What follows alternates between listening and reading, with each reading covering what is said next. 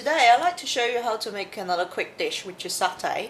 Satay comes from the Southeast Asia area, and a lot of you actually eat them in restaurants.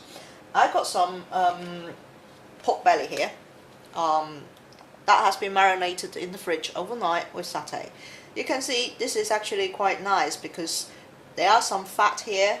While you're grilling it, it will actually go and protect the meat to dry out from drying out.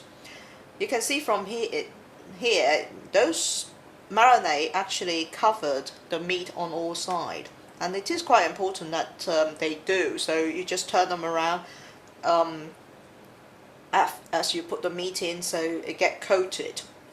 Now the satay sauce that I use comes from Malay, and you can see there are a lot of oil at the top to actually protect the paste itself. It's actually a paste.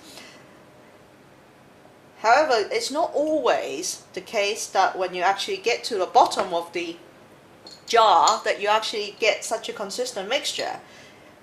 When you get, sometimes you get to a stage that is actually a paste like this.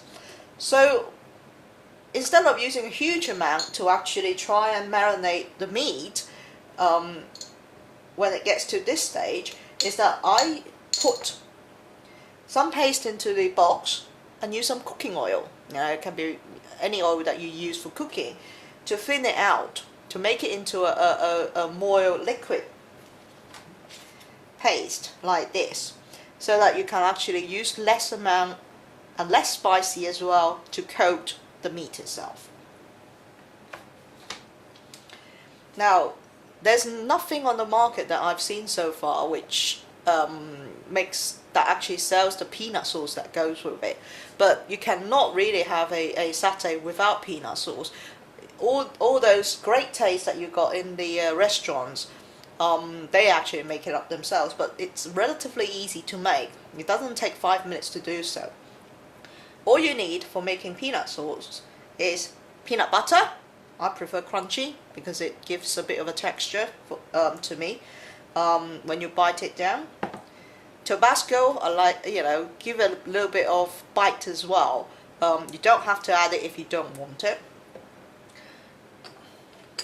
Soft brown sugar. That actually takes the saltiness of the peanut butter away, so that gives it a good balance out. Then you got crushed garlic, and another very important ingredient here is ground ginger. You don't need to buy such a big pack. You can get a small jar from the spice rack in the restaurant supermarket. I have a pack like this because I use it for other things like baking, like making gingerbread and things. That's why I have a big pack. But it's very important that you actually have ground ginger, because the taste will not be right if you don't have it.